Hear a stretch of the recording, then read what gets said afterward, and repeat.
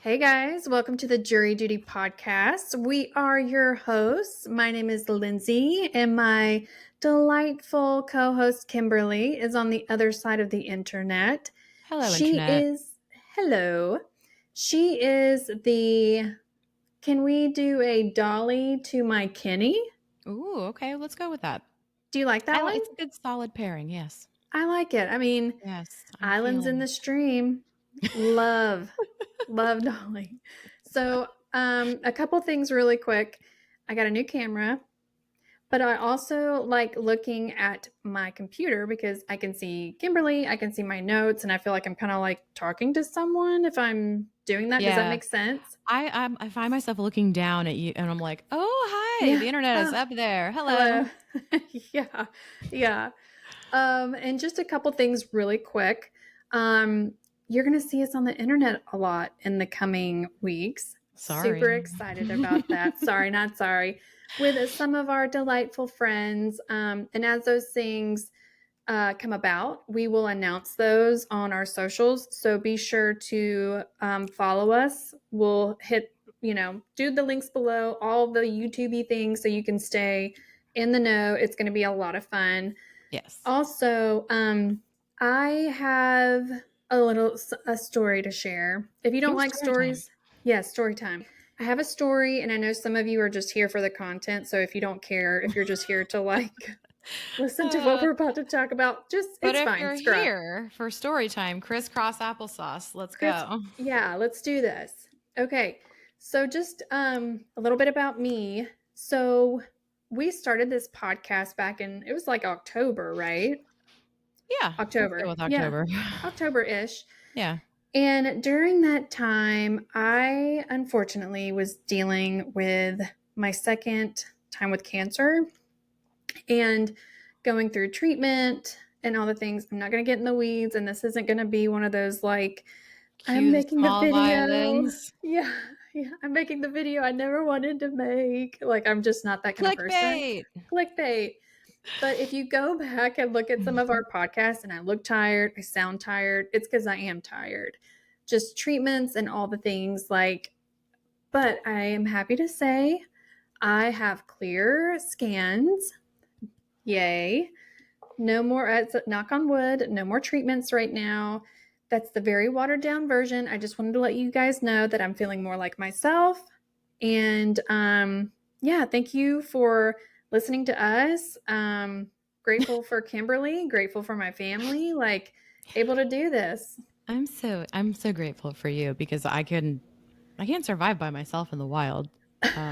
You're on the upswing and I'm like slowly declining into like a tomato. We Yeah. can't both be healthy and in one piece at the same time, right? Well, it's funny because like we're like an elderly couple, like together Yeah. we are one. You know what I Yes. mean? All of our parts work if we put them all together. Yeah, so we're fine. This is fine, Yeah, it's right? fine. I It's mean, the fine. part on my body that doesn't work is my brain, unfortunately. I Yeah. don't know where we get more of those, but we're very happy that Lindsay is in better health because we need her and she is a superhero. Well, thank I'm you. not going anywhere, unfortunately. Sorry, guys. I just have, if I start like fanning myself or touching my face a lot during episodes and my hands are red, as you can see, it's because Or I'm she getting whips her hair back and whip forth. my hair back and forth. I'm overheating naturally and my body's trying to tell me that it's time to maybe stop functioning. So, Good. anyway, Anyway, story time over. Today's episode, we are going to talk about the Delphi case. I think this will probably be our last one. What do you think?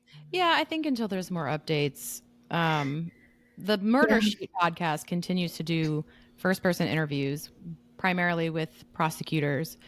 I'm sure if someone else wanted to talk to them, they would. It doesn't seem like they are. Mm-hmm. But they have hours and hours now of these first person interviews, and we're trying to listen to them and not bore the hell out of you. But Yeah. there are some things that stick out. So we're curious to know what you think about this because this could be like a to be continued for Richard Allen. So Yeah. And if you guys are keeping up with Richard Allen at all, you've seen in the news that the man who has passed away, Ron Logan. Ron Logan, he actually confessed to doing these red rums. Oh, allegedly. Yeah. Yeah, his Richard Allen's attorneys filed a motion to correct, which essentially is them saying there's exculpatory evidence now that they didn't have at trial. A, probably because the judge wouldn't let them use a third-party defense. And B, apparently Ricky Davis was Ron Logan's cellmate. Back in the day, was a Wednesday, 2017 or something. And apparently he confessed. The long and short is he confessed, and included were details that were not made public at the time, like the manner of death, the weapon, and of course, the girls were found on Ron Logan's property. Yeah. He was a heavy person of interest for a long time, well before they arrested Richard Allen, and he actually died in 2022 from COVID complications. But the judge would not allow the defense team to enter any other possible suspects during the trial. And now apparently this Ricky Davis, because jailhouse snitches are super reliable. But there were some things apparently that he confessed to that Ricky Davis, Richard, whatever. I know. That he was able to sort of regurgitate that Richard Allen's attorneys find exculpatory enough that he could get a different outcome if he were to have a new trial, if they could enter this evidence. So that's where we're waiting, I guess, in the Delphi stuff. Yeah, and the thing is, too, is what I think is interesting is if you gave him all of the clothes from the bridge guy, he would look exactly like bridge guy. More so to me than Richard Allen. So the Murder Sheet, the podcast, they were there at the trial. Yep. They have interviewed a lot of players in the Richard Allen case. The sheriff, for me, listening to him, sounded like a professor doing a podcast that didn't really know what he was talking about. Does that make sense? It does. I was not bored. Yeah. But yeah, it's like, I would describe it as sitting through a college lecture in a class you really just don't care for, and you just zone in and zone out. Some of it was interesting, but it was almost not monotone, but I want to say like Ben Stein level energy. Well, and he kept saying the same thing over and over again. Yeah. Some things stuck out to me, but I think I was underwhelmed. What is that? 10 things I hate about you. I know you can be overwhelmed, and I know you can be underwhelmed, but can you ever just be whelmed? I was whelmed. Listening to that. Well, he's not a show pony. He's a workhorse. He said that about 8 times. He said that a couple of times. And to be clear and to start off, the Murder Sheet, the hosts of the show, I mean, they don't hide it. They think Richard Allen is guilty. Yes. And they have that right to think that. It's fine. And they kind of start his interview, he grew up in Carroll County, kind of how his life evolved. He talks about how great Carroll County is, how he became police officer, and how it evolved into him. I'm kind of laughing because he was like, I never really wanted to be a sheriff. Everyone else, an eyeglass salesman or something. Yeah. He kept saying an eyeglass shop, and I'm like, what exactly? Like an optometrist, or literally just frame sunglasses, eyeglass? Like, I'm still not clear. I'm not making light of it, but apparently he worked in his grandparents' eyeglass shop. Yeah, his grandmother owned an eyeglass shop. Then he went into being just kind of like working in the jail. And then it evolved into him running for sheriff. He's like, I never wanted to be sheriff. Which is weird. It's weird. If someone comes to me and is like, Lindsay, you should be mayor. And I don't want to be mayor. I'm not going to be mayor. It was almost like a weird, it's not the hero we asked for, but it's the hero we got moment for him, I think. If you don't want to be in law enforcement, don't do it. That's not the profession to be wishy-washy. No. I don't want to do this, but I guess I'll do it. Right. Like, let's see, am I going to chase after that shoplifter, or am I going to... No, not today. I got to go see if my eyeglass shop is locked up or what. I mean, it was quaint, the whole eyeglass shop thing. I don't know if you're going to bring this up later, but it was really interesting when he was saying during his run for sheriff, apparently he sold the shop to a friend so he could focus on his bid for sheriff. Also, you run for sheriff. So if you don't want to be sheriff, it's not like they elected you. You ran and then they elected you. Apparently, I don't know if this is true or not, but I had to listen to it a couple times. Apparently, it got turned into a dog fighting scene and A then a massage massage parlor. parlor. Mm-hmm. And he didn't know that. I don't know. I have questions about that. I don't know. That was interesting, but apparently that left a dark spot on his run for sheriff, and he didn't know what was going on. So it was like, oh, I didn't know this, and now I've got to explain it. So, yeah, that, I yeah, don't. that I have stuck out. questions. I don't know. Yeah. Yeah. No. There was a lot of stuff, and I don't know if it got lost in editing. You know what I mean? That I was like, wait, go back to that. Let's talk about that more because I want to Mhm. understand what's happening. Oh, yeah, I Um. know what you're talking about. Yeah, Yeah. yeah, So, and we'll get to more of that, but he then talks about, when he was first sheriff, most of it was like drug crimes, um, a lot of serving the community, just really, I mean, it sounded like Mayberry, honestly. yeah, yeah. If you were You gonna, know? yeah, it was Yeah, very, yeah, like quaint. I'll very find new quaint, words. It's just, it was quaint, weird. quiet. Obviously, it was a little like massage parlors and dog fighting, and but otherwise, it was super quaint. Mhm. Yeah, Yeah. yeah, Yeah. Yeah, I mean, he talks about how great it is, and he also kind of goes into this tangent on I don't understand why everyone was talking about why Carroll County was such a bad place to live, which I didn't yeah. hear any of that. I think people were Mm-mm. mad at law enforcement on how this whole thing was Yeah. handled, but It's like that Pike County judge that had to like dress down the whole court about how this isn't an indictment of everyone in Pike County. Nobody that I'm aware of was complaining about being associated just because they were in nobody's Pike County. yeah, Same thing here. I don't know what he meant by that. I don't know. I I know mean, he was a little irritated that there was any attention on him and his bid for the sheriff position in the office. And who cares about that? Like, why does anyone care about this? This isn't news. I'm like, I mean, apparently it is. somebody has questions about it. I I have do. some now.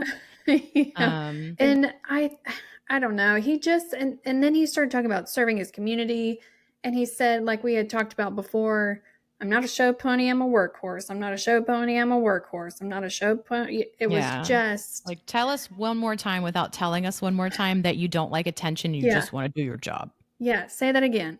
Say it One again more so time. everyone can hear you. Yeah. Do less. We got it the first time. Yeah, and to me, like when someone says that so much, it's like you a show Well, pony. anything. It's If you have to tell someone that you're really good at something, or you have to tell someone, well, I'm really humble.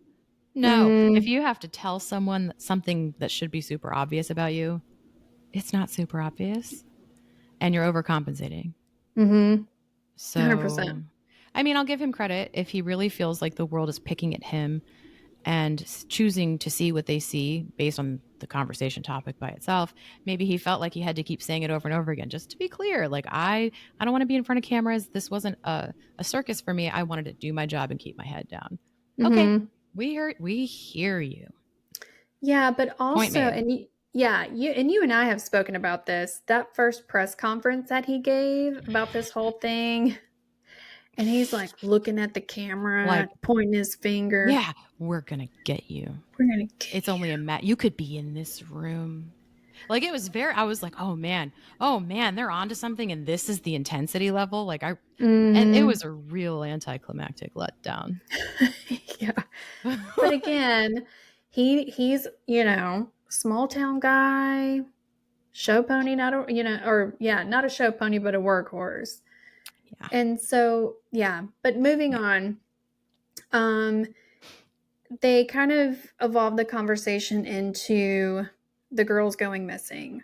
Hmm. And they were reported missing, and they were actually, according to him, they were found pretty quickly after they were reported missing. And he talked about where they were found. Like he Hmm. said, I've lived here basically my whole life. I had never heard of that trail before. I've never been over there.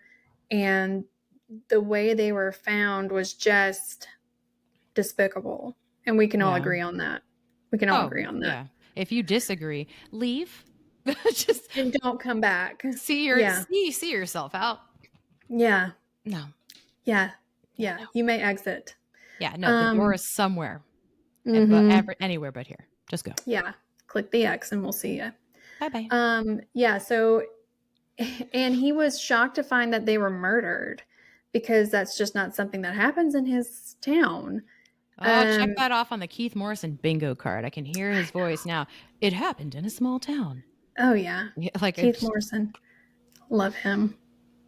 It's always a small spoiler alert. If you live in a small town where nothing happens, where you never lock your doors and you know everyone's name and everyone knows everyone.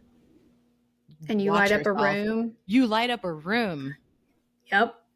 Lindsay, do me a favor. What? If I ever go missing, don't tell Nancy that I was an angel that lit up rooms. It's not true.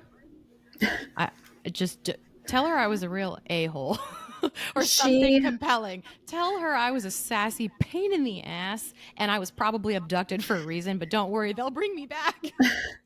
She dimmed everyone's light. I dimmed everyone's lights. I didn't light up any rooms. I'm a tolerable human being, but I'm not.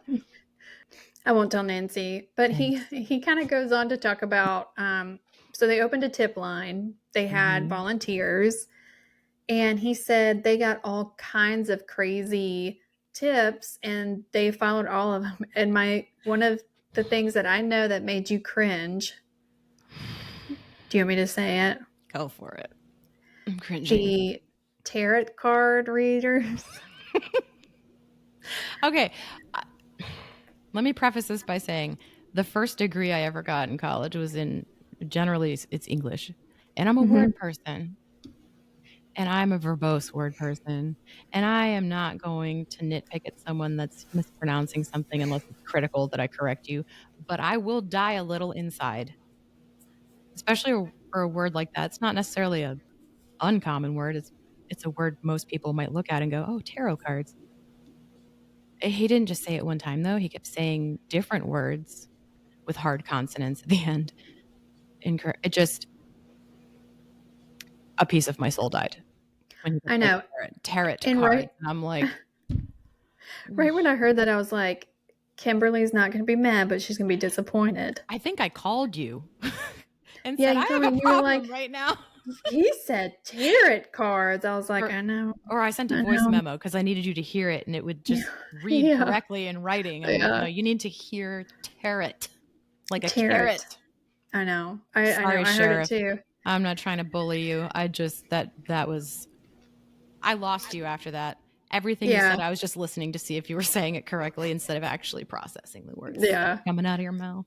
I know. Well, no, it's okay. Well, he talks about the investigation, right? Like, and he goes into this one part of one of the volunteers that every tip that came through, he was like, she would be like, oh, you need to see this. And he's like, yeah, we know that information.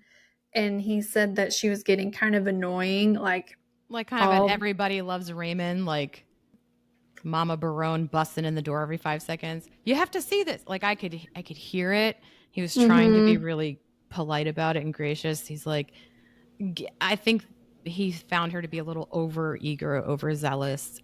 But I think I'd rather have someone looking through tips that's overzealous and wants me to look at everything than not clearly seeing that could be relevant. I should, I get it. I get it though. Well, and then what I didn't understand was he said she came back with that last tip and about he's Richard like, Allen.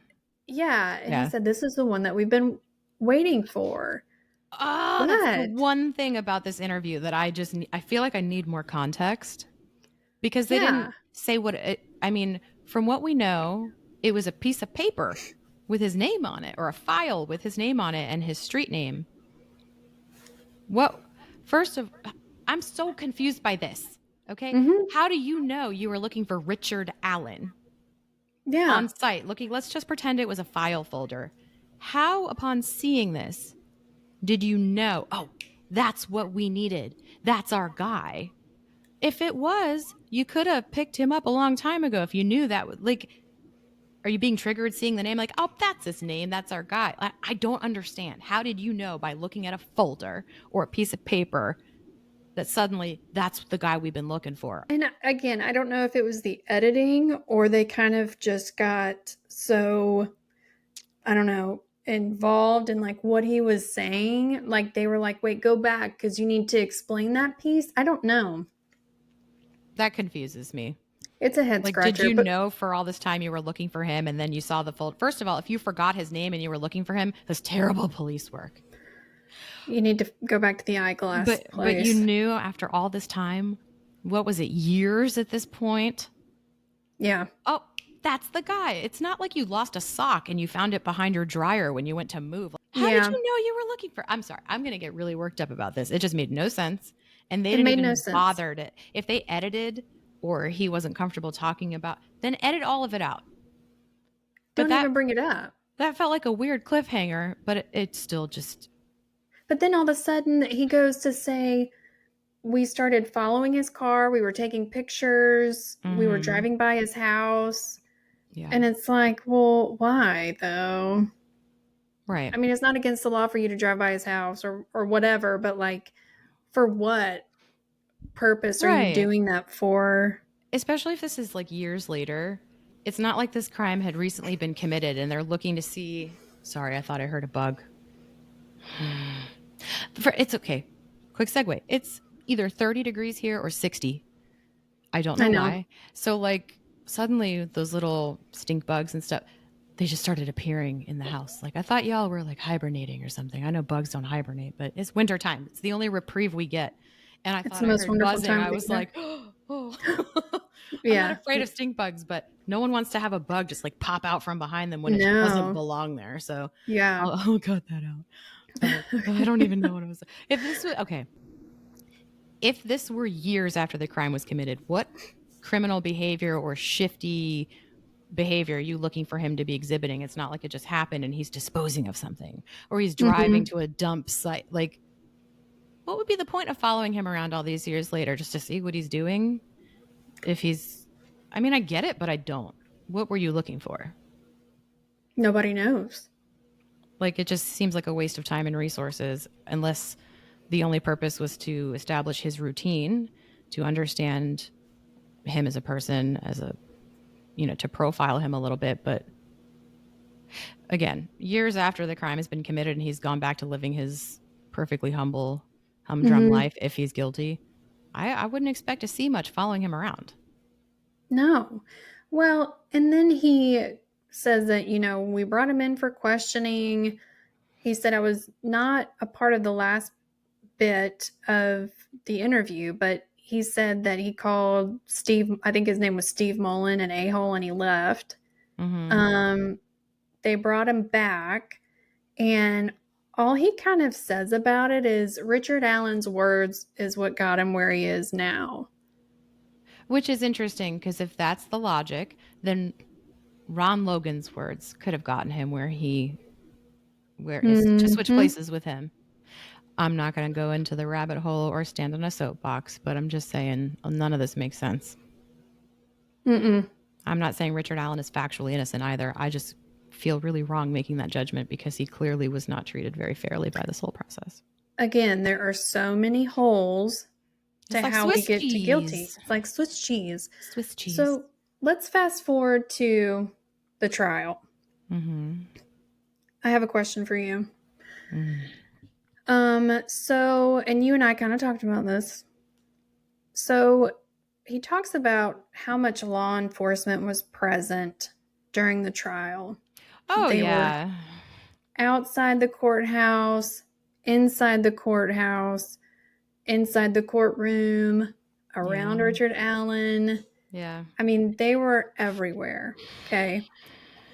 If a jury is seeing how much police presence is there, Yeah. do you think that puts something into their head? I think it could. I Okay. think if you're not familiar with how the court process works and what to expect, if you've never sat in a courtroom, you might not know the difference, how many bailiffs are there or how much law enforcement presence. And there was a heavy media presence.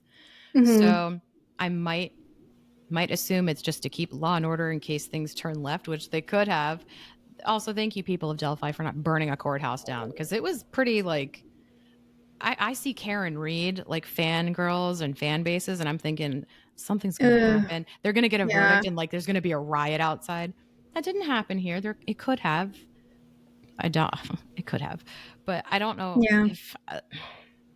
I think it would depend on how they were positioned. If they were hovering around him, yeah, I would definitely feel like, well, is this guy going to get up and do? He's shackled, probably, and if not, Mm-hmm. we're in a room full of one dude and all of us, and he's clearly not armed.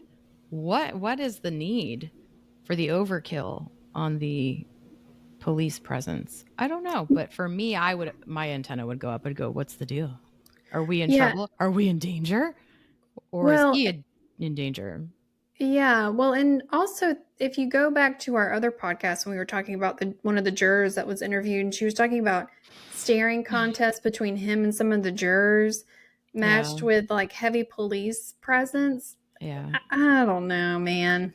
I think I felt bad for Richard Allen in that moment because it is a scientific fact that attractive people, or at least commonly accepted level of attractiveness. Mm-hmm. Barbie, I think most people agree Barbie was meant to be an attractive model of perfection. Mm-hmm. People that are perceived to be more attractive tend to get treated better Mm-hmm. or be given more leniency or get more free passes than the rest of humanity. And I think when you are seeing something that's not visually appealing to you, but also in the context of we're at a murder trial and that's the defendant, plus he looks creepy, or I don't like the way he's staring, or I don't like his demeanor, or it's weird. I get it, but that's not, feelings are not facts. I'll just say that. Mm-hmm. Well, and then to match with what he was dealing with mentally Right. at the Well, time, and and she said that his mental state, she took into great consideration too, mm-hmm. which is weird then, but you know. It's weird, but I don't know. There's a lot of these like random pieces that are following, like hovering around this Yeah. case that I think could be super influential on jurors that know nothing, you Yeah, know? for sure. Yeah. Well, and something else that I thought was pretty interesting was he talked about how, well, I'll go back. And when he was talking about some people in the town, he refers to them, by their name. Mhm. And they're like, he's just like, yeah, so and so, like, if you know so and so, you know, he's a Christian and he would never, and he's totally this way, and da da da da da. It's very small town. It reminds me of like any small southern town that you go in, they'll be like, oh, you know, so and so's a good guy. And I thought it was interesting that he kept referring to people in that way and then also Mhm. being like, if you know that they're a Christian, he's a Christian. He's a Christian guy. Well, I have some bad news for you, Sheriff. This is a predominantly Christian country. Yeah. Lots of criminals be Christian. Don't have a lot to do with Yeah. anything. So looks can be deceiving. Yeah. I mean, a lot of people wave religious flags, and are like, I'm hiding under the banter of religion to justify bad acts. I think We that's know a also few of those. yeah, I think that's also extremely naive to think Yeah. that because somebody is of a certain faith that preaches all the good things you should be doing and how you should treat. That's great.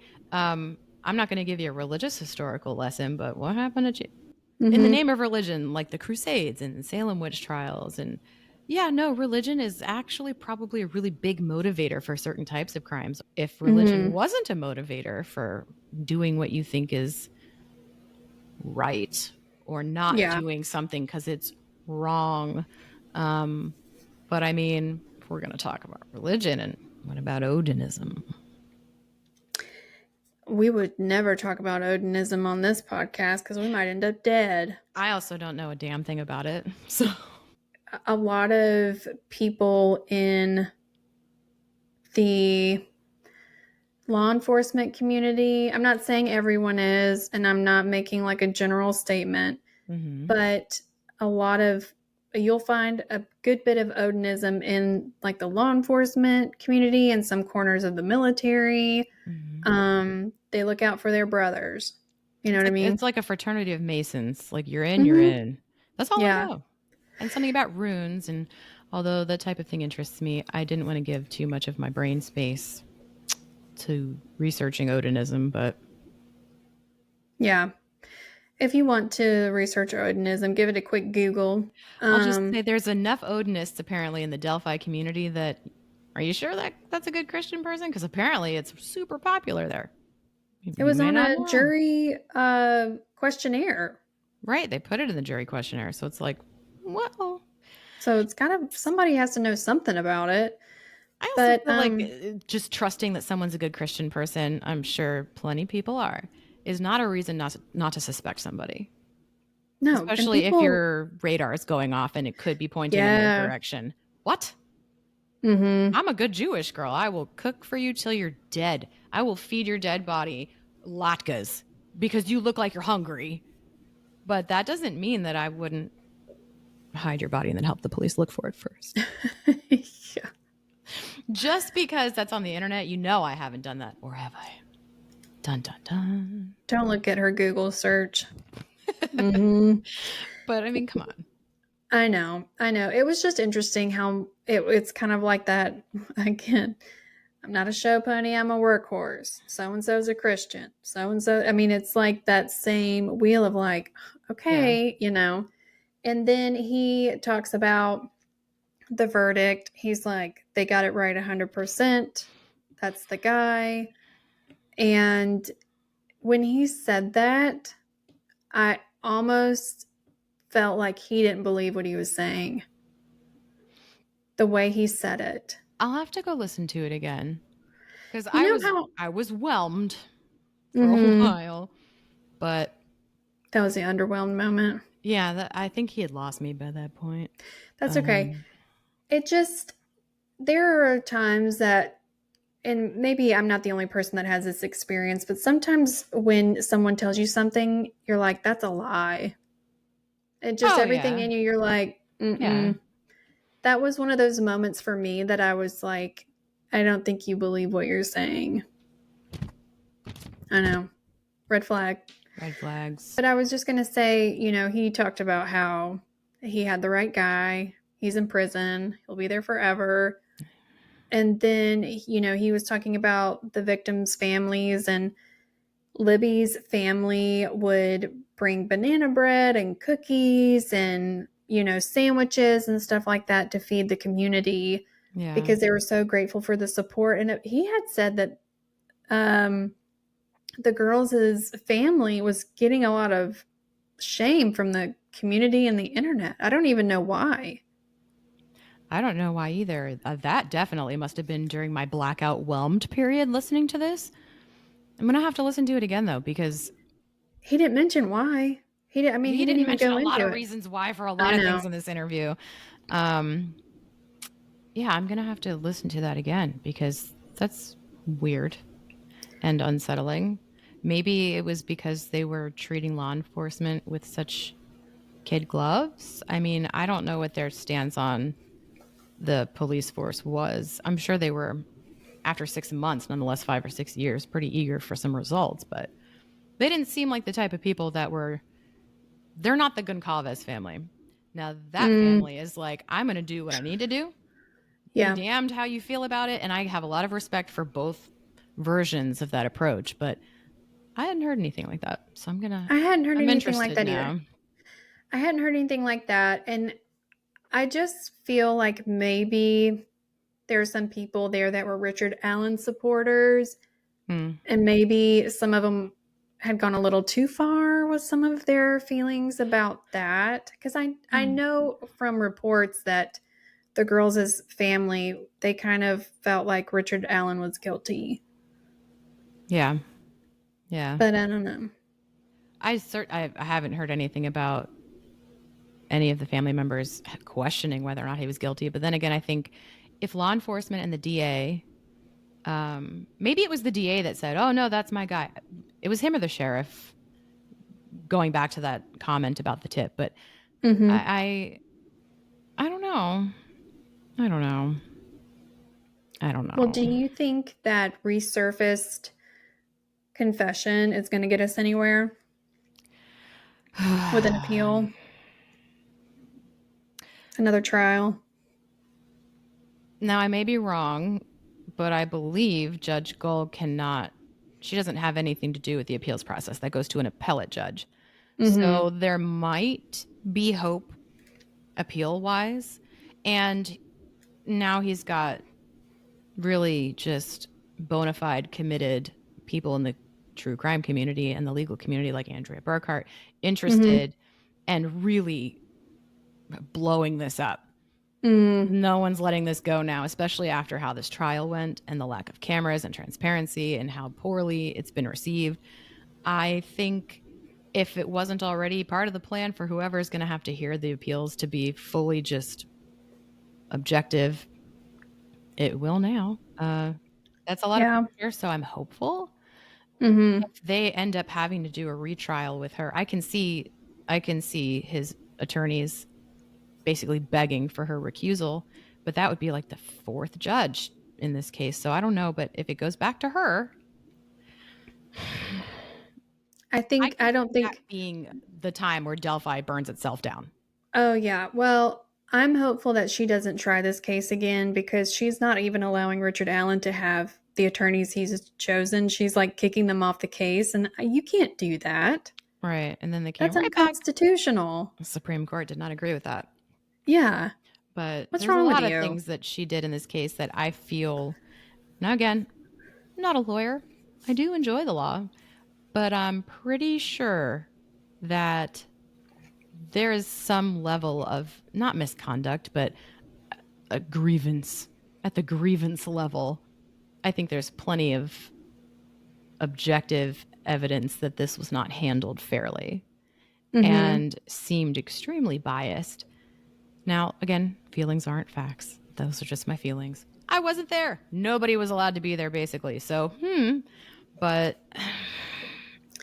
in a perfect world, I would be somewhat, I don't know, hopeful that, yeah, we might see something different happening. But the realist in me, the pragmatist, says this is going to turn into another Stephen Avery thing where 20 years from now, we're still going to be talking about it because it's not resolved yet. I think he has a better chance on appeal. Oh, yeah, 100%. Yeah. In Defense Diaries, shout out to Bob and Allie. Hi, guys. Hey You're not guys. watching, but if you are, But if you are, hello. big fans. Big fans. They were talking about, usually when you send something like your case to, an appellate judge, you've got like a few things that you're like, I'm really kind of digging my heels into this one, and I'm Right. really kind of like going the distance on this. But they said he's got several really strong cases Yeah. to get him an appeal. Yeah. Um, we'll see. Yeah. Hopefully, we'll actually see this time. And the first lack of transparency was more than enough to not want to repeat that mistake a second time. Yeah. Now everyone's Yeah. watching. If they weren't watching before, they are now. Right. I mean, I think that did more harm than good. That backfired terribly. Like, Well, terribly. I know. Well, I know even if just through all of this, the girls' families are probably going to emotionally just, Yeah. I mean, I can't even imagine. I can't even imagine. Yeah. I feel the worst for them because they seem to genuinely believe that he's guilty, and if they feel like he's guilty and justice has been served, I'm not going to argue with that. Like, you need your peace. I Mm-hmm. totally understand that. I think that if someone were to perhaps show them some hardcore evidence, like this is Mm-hmm. absolutely exculpatory, this can completely exonerate this person, I think they'd have the good sense to go, oh my gosh, and still be happy to get their justice, but understand that it wasn't served the first time. Like, I don't think the families are like, nope, it's him or no one. I think that's just what they've been told. Yeah. That's the case that was made to them. So I don't blame them if they're like, no, we can't do that. I wouldn't want to do this again either. It's bad enough that the crime was as just gruesome as it was and how heartbreaking it was. I wouldn't want to sit through this a second time. But if deep down inside, maybe after the rage screaming into a pillow or like breaking something, I would understand that I also wouldn't want someone who might not be guilty rotting in prison for the rest of his life. I just wouldn't want that either. Yeah. I mean, and it would also be hard to, after all this, the perpetrator is dead. Right. Right. It's always sort of a letdown when, Mm-hmm. well, I guess that's just, they're not going to hurt anyone else. They're not going to, commit further crimes and they're unalive. So is that the ultimate price? And I think it's even worse when they do it themselves because it's like, Right. wow, really? Mm-hmm. Really? So Yeah. that's not what happened in this case. No, no, He no. died of COVID complications, but it's a letdown, especially when you can't depose that person and eventually have a confession or can't make a deal with them where they say, all right, I did it. Here's And what I want. yeah, It's a letdown.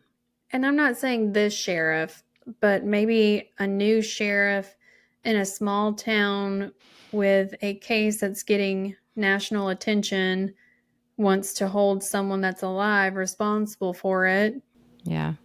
He put a I little bit don't of know. responsibility for Richard Allen's treatment on the previous sheriff as well. I'm not going to go down a rabbit hole about it, but he made it very clear that the safekeeping order predated him becoming the sheriff. So he was washing his hands of that real fast. But it didn't change. It didn't change. No, it did not. But he said he fully supported it. So it could have changed, but it sounded like what he was saying was, had it been me, I would have made that decision anyway. And I found it interesting. I actually took notes about why, because I was curious about that. Okay, what would your rationale have been then? And he Mm-hmm. said, we talked about this a little bit before, that this prison is very just basically unstaffed Mm-hmm. and run down. And I believe there's a There's new 32 prison. beds. Yeah. Mm-hmm. There's a 34 beds. Give them the Oh, extra two. 34. Okay. All right. All right. Um, All right. but it's been used to capacity and used at its fullest capacity every day it's been open. So it's not like a hospital where certain floors or a wing might be less frequented. No, this was in full use. They made good use of this place for however many decades. And he said, for example, some of the doors don't work. Mm-hmm. Ooh, that's going to be fun. And it's always at capacity. So it's like, ooh, okay. And it's $100,000 per door. There's bed space for 34. There's no medical. There's no segregation units. There's one hallway for all of the cells. The budget line for housing in the county is just not there. And others are being held out of the county to keep the numbers down. There's one Mm-hmm. jailer on duty. Hello. There is one jailer on duty for however many inmates are there at any given time. And I think he said that in hindsight, the attention that Richard Allen would have needed would not have been handled well in their jail.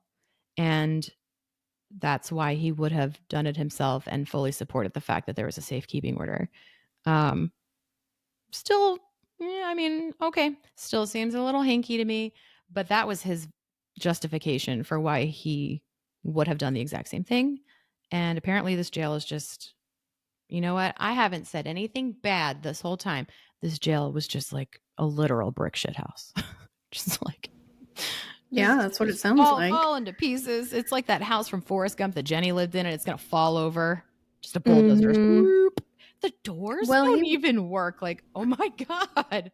yeah, well, and at the beginning, he said mostly in his town, it's just drug crimes. Like, there's Right. nothing super serious, and anything kind of, to red rum, they go to the county Right. because they have access to more. But I just, I've got a lot to say on how I feel about it. I think you guys can kind of read between the lines of how I'm feeling about it. I'm just, Yeah. It's just really sad. I mean, justice for the girls, but I just hope that the families can get closure, whatever that looks like one day, and everyone is where they need to be. Yeah, I think I can say this with some relative confidence. If someone were to ask me, do you think that Delphi is safe? I would say yes, because whoever did it is either in prison, Richard Allen, or no longer with us. Mm-hmm. I think whoever did it has certainly seen their end in one way or another. So I don't think there's anyone else to go look for. I'll just say that. Yeah, I agree. I agree. It's sad. I think the person that did it is no longer with us, though. I definitely lean in that direction. Mm-hmm. It's certainly a little more compelling than the 442,000 rounds of I'm Henry VIII I am that Richard Allen did with these confessions. Yeah. But Anyway, guys, we won't keep you much longer on this. We just thought this was super interesting. We know that it's kind of been in the news a little bit. We wanted to touch on it and talk about this interview, the murder sheet. If you are interested in hearing more about their interviews, link below. Yep. They interviewed a lot of players, the prosecution. And the prosecution it was like a football team. They had plenty of people. Plenty of people. And they each got 2 episodes each. So it's several hours of interview. Yeah, it's several hours. It's a lot of content. But if you want to hear the interviews with the defense attorneys, Defense Diaries. I will link that below because it is the perspective you're not getting from the murder sheet. And not for nothing, I feel like I would probably do shots with Allie and Bob. Oh, yeah. Yeah, like I'd much rather grab a drink with them. So if I needed a defense attorney, oh my gosh. If I need a defense attorney, I'm calling Bob. Oh, yeah. I mean, he doesn't know me, but name your prize. I don't know that I'd ever get caught. But, if I did, I'd want Bob.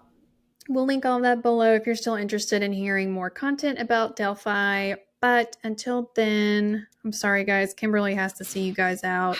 Because I have to give you your warning and the advice your mother probably gave you every day before you left the house to go to school. Make good choices.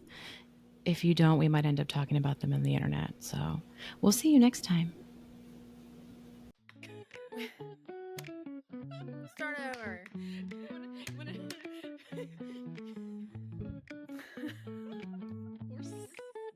We're so stupid. We're so extra. We have no business being on the internet.